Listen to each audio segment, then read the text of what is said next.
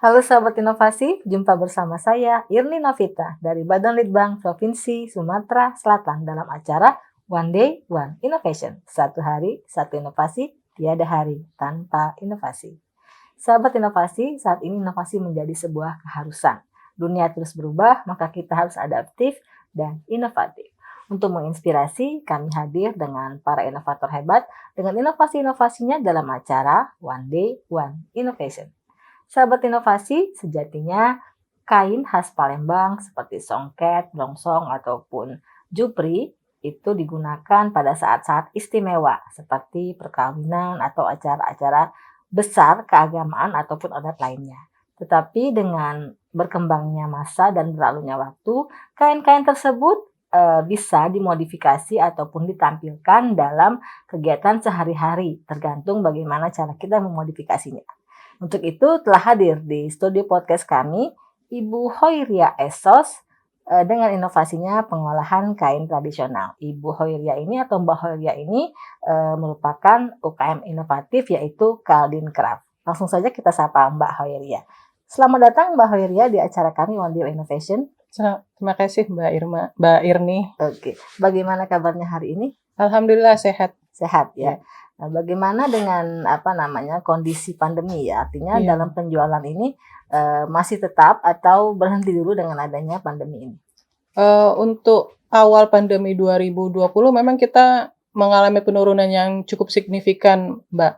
Cuman karena kita namanya media kreatif ya, kita harus berinovasi apa sih yang dibutuhkan kalau masa pandemi gitu kan. Jadi ya kita buat masker kayak gitu kan, masker terus healthy kit kayak misalnya tempat tisu tapi ada buat tisu basah, tisu kering, buat hand sanitizer kayak gitu. Jadi dengan produk ini kalau penjualan bisa dibilang jadi turunnya tuh nggak terlalu drastis. Dia beda market berarti ya? Iya, kita terus berinovasi lah gitu. Baik.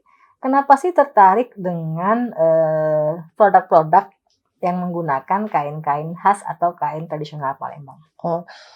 Awal mulanya sih sebenarnya Kaldin Craft tidak menggunakan kain tradisional, cuman waktu tahun 2018 kan ada Asian Games.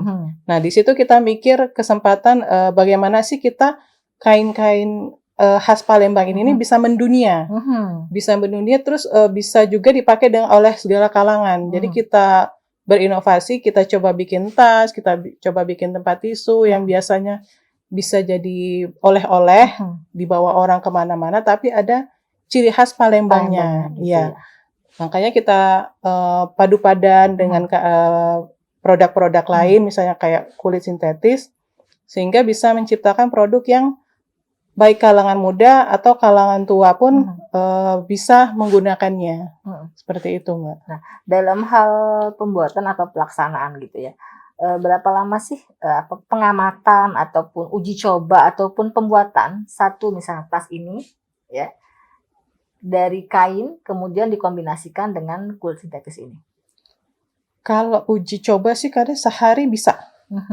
Misalnya kan kita udah ada bayangan nih kalau misalnya mau dibikin seperti ini kira-kira diapain. Kadang kita misalnya ngelihat suatu bahan baku misalnya, kok kain ini bagus ya kalau misalnya dikombinasiin dengan songket atau misalnya dengan blongsong kayak gitu. Jadi kita langsung coba-coba langsung satu hari bisa langsung gitu ya? jadi. Nah, dalam hal pembuatannya gitu ya, seperti ini gitu. Berapa lama sih waktu membuatnya? Artinya tentunya kan berbeda dengan kebiasaan. Misalnya ini kalau pakai kain sintetis atau kulit sintetis dia mungkin agak cepat. Tapi mungkin dengan dikombinasikan dengan kain-kain ini akan mengalami waktu yang agak lebih lama gitu atau bagaimana? Tergantung tingkat kesulitan. Kalau misalnya kayak yang simple-simple kayak gitu kan satu hari selesai gitu. Tapi kalau misalnya yang kayak yang biru ini, blongsong ini, dia tingkat kesulitannya lebih tinggi. Saya bisa satu tas itu bisa 2 sampai 3 hari.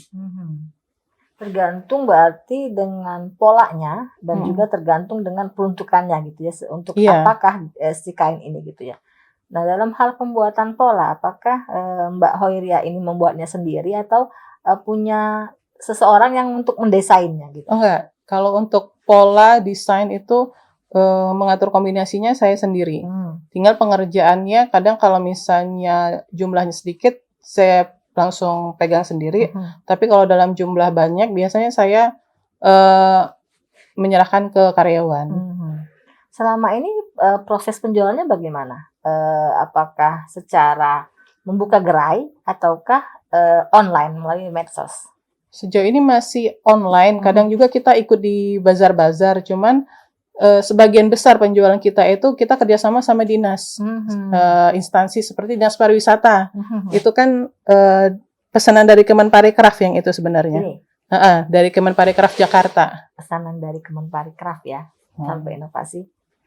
Terus sebenarnya ada juga ini lagi ngerjain tanjak songket sama syal jumputan, itu pesanan dinas pariwisata juga. Jadi lebih ke arah pesanan-pesanan gitu ya, belum membuka secara online atau bagaimana? Udah dibuka secara online, sudah ada pesanan-pesanan yang individu, atau juga toko-toko kainnya sendiri, misalnya nanya, Mbak buat apa kainnya, buat acara apa? Oh enggak, saya bilang saya ini untuk bikin tas gitu. Nah dari situ dia kerjasama gitu, saya punya kain, tolong Mbak buatin tasnya, buat ditaruh di gerainya mereka, seperti itu. Jadi sudah ada kerjasama dengan pemasok kainnya gitu ya, betul. Artinya hubungan simbiosis mutualisme ya, Mbak Hoiria menggunakan kainnya, kemudian mereka meminta dibuatkan desain gitu, kemudian dijual juga di gerai mereka gitu ya. Baik, dalam hal penjualan itu ya, artinya kain khas Palembang ini kan lumayan harganya mahal gitu ya. Nah untuk satu tas begini, ini dijual harga berapa nih Mbak? Kalau itu bisa dibilang termasuk murah ya, masih di bawah 50.000, 45.000 kalau yang seperti itu simpel. Pouch seperti ini? Kalau yang di tengah ini? Kalau ini kan dia pakai blongsong kan cukup mahal harga kayunya ya. Kalau ini harganya sekitar 300 sampai 400.000. Jadi dia harganya kompetitif berdasarkan atau bahan bakunya gitu ya Mbak ya? Bahan baku dan tingkat kerumitan, tingkat kesulitan pembuatannya. Nah dalam hal pemasaran ini tentunya kan melalui online atau melalui penjualan pemesanan gitu, banyak masukan ataupun komplain itu banyak nggak sih Mbak yang seperti itu?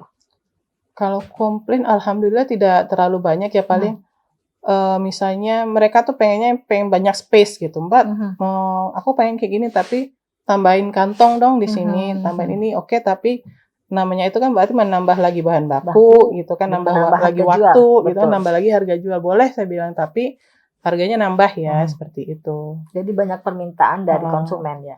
Kalau komplain belum terlalu banyak ya. Gitu ya. Artinya Mbak Hoiria sendiri sudah membuka untuk pemesanan secara tunggal gitu ya. Iya, kita sistemnya custom. Oh, custom gitu ya. Jadi pemirsa ataupun sahabat inovasi, apabila Anda ingin dibuatkan tas kepada Mbak Hoiria, bisa langsung aja kontak ataupun chat ke Mbak Hoiria. Nah, ini sudah dijual melalui metodenya apa, Mbak? Instagram ada, sebenarnya kita Tokopedia sama Shopee juga ada, cuman nggak terlalu jalan karena kita lebih banyak ke custom tadi gitu kan. Misalnya Mbak, bisa nggak sih bikin tas kayak gini tapi dari jumputan? Nah jadi yang kayak gitu kita untuk menyediakan barang ready itu masih sedikit ya. Jadi masih banyak yang PO, custom kayak gitu. Ya. Artinya made by order gitu. Jadi setiap orang mempunyai kekhasannya, seperti misalnya Anda ingin dibuatkan, berarti itu mungkin cuma satu karena berdasarkan pesanan gitu ya. Tidak menjadi produksi massal. Sebagai contoh aja kalau kayak gini gitu ya. Jadi kalau misalnya ditaruh atau diposting di medsos, itu merupakan contoh, jadi Anda bisa, pemirsa bisa bisa pesan gitu. Baik, dalam hal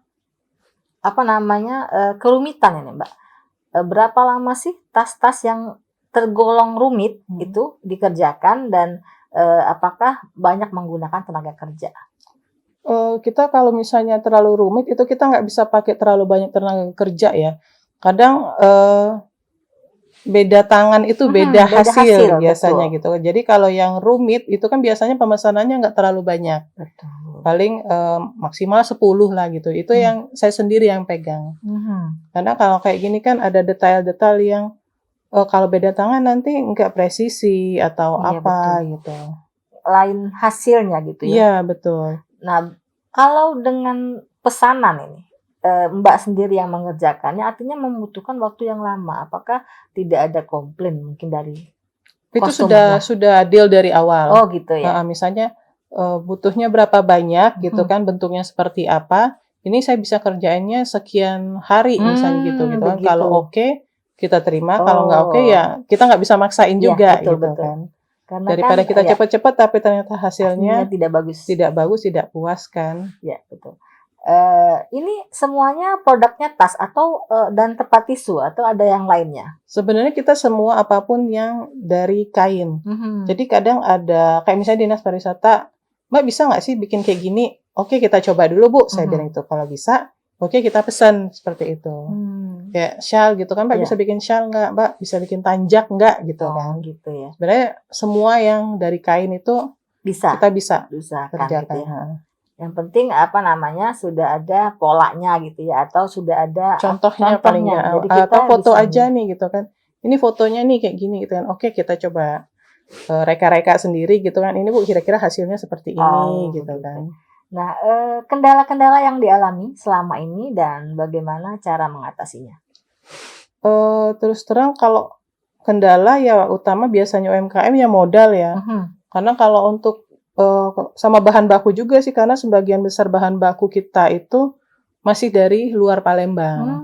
Iya, kalau misalnya luarnya kainnya, iya dari Palembang asli. Tapi untuk inner-innernya segala macam itu yang perintilan-perintilannya itu masih kita datangkan dari luar. Oh, kayak zippernya ini, kayak Iya, talinya gitu ya, itu dari karena luar. kualitas yang untuk di sini sendiri masih kurang bagus gitu kan. Jadi kita harus ambil dari luar gitu. Betul, dari luar. Terus untuk karyawan juga kan saya masih belum karyawan tetap ya. Jadi masih kalau misalnya banyak order, baru kita manggil orang gitu kan, gitu ya. kayak freelance kayak gitulah gitu. Jadi apa namanya setiap permasalahan dipecahkan itu atau ada solusinya gitu ya, Iya, harus tergantung ada. dari besar dan kecilnya. Baik, dalam hal pemasaran ini ya, tentunya kan tadi sudah ada melalui online, terus juga ada sudah pesanan-pesanan gitu ya.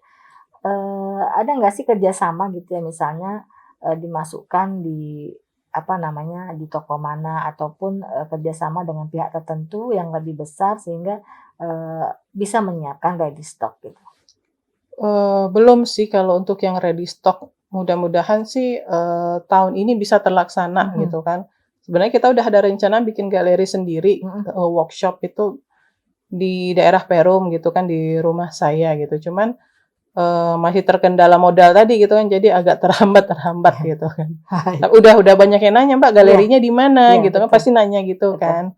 Jadi ya udah deh, harusnya tahun ini harus bisa menyiapkan galeri itu biar enak gitu kan datang gitu. Ini contoh yang udah jadinya kayak apa gitu kan. Harapan kedepannya terhadap apa namanya inovasinya ini yaitu Caldin Craft. Harapannya sih ya agar semua kalangan itu baik anak muda, baik orang dewasa gitu kan, baik pekerja kantoran atau siapapun itu lebih bisa mencintai produk lokal, terutama produk Palembang sendiri gitu loh. Kadang kan kebanyakan aja ini realita aja lebih suka tas KW gitu kan, tapi bermerek daripada tas brand lokal gitu kan. Nah ini kan kita udah banyak nih, selain saya kan ada banyak perajin tas lokal yang kita nggak kalah ini kok keren kok gitu kan, nggak kalah saing, produk kita bagus kok, lebih kuat. Mungkin orang perbandingan harganya, tas di situ lebih murah. Coba deh kita bandingin kuatnya gitu kan. Kita bikin handmade ini kan memastikan tas ini kuat gitu kan. Kualitasnya itu kita pastikan yang terbaik gitu. Lagian juga kita kan kalau kita bawa keluar kota aja nih, itu kan kita bangga ini loh produk Palembang gitu kan. Ini loh gitu kan. Kain-kain etnik Palembang gitu. Saya harap sih seperti itu, bukan dari sekarang sih sudah banyak saya lihat misalnya kayak ibu-ibu pejabat pakai tas songket gitu kan, tapi mungkin lebih meluas lagi ke kalangan anak muda gitu ya. Pesan-pesan kepada para inovator khususnya inovator di Sumatera Selatan, silakan Mbak. Jangan berhenti berinovasi karena setiap masalah itu sebenarnya pasti ada solusinya. Kita coba lihat dari sudut pandang yang lain, kita cari solusi, pada akhirnya itu akan menjadi jalan keluar dan tentu insya Allah itu juga akan menghasilkan. Betul sekali. Terakhir ini Mbak Weria, ucapan terima kasih kepada pihak-pihak yang telah membantu dalam pembuatan atau dalam hal penggunaan ataupun pemasaran Kaldin Craft ini. Silakan. Yang pertama yang pasti ya pada Allah Subhanahu wa taala yang memberi saya jalan gitu, memberi saya kemudahan untuk menjalankan usaha ini. Kemudian untuk pada Gubernur Sumatera Selatan Pak Herman Deru yang sudah banyak sekali yang memberi kesempatan pada UMKM itu untuk mempromosikan produk-produknya gitu dari berbagai macam acara. Kemudian untuk Ketua IKM Nusantara, Pak Ruda Ermansyah yang juga memberikan kesempatan kepada anggotanya untuk lebih berkembang. Kemudian untuk keluarga saya, untuk orang tua, saudara, dan anak saya yang selalu mensupport, memberi semangat, kapanpun, apapun keadaan saya. Baik, terima kasih atas kehadiran Mbak Hoiria Esos dengan inovasinya yaitu pengolahan kain tradisional. Mudah-mudahan kain tradisional ini yang diolah dan dipasarkan dengan bentuk bermacam-macam dapat lebih go internasional sehingga bisa meningkatkan nilai tambah kepada pelaku IKM. Untuk informasi lebih lanjut, Anda dapat memberikan komen, like, and subscribe di YouTube podcast kami One Day One Innovation. Kita juga punya jurus 4S, setiap orang adalah inovator, setiap masalah peluang inovasi, setiap solusi harus sinergi, dan setiap inovasi harus konkret hasilnya. Nantikan kami di acara podcast kami selanjutnya. Salam inovasi.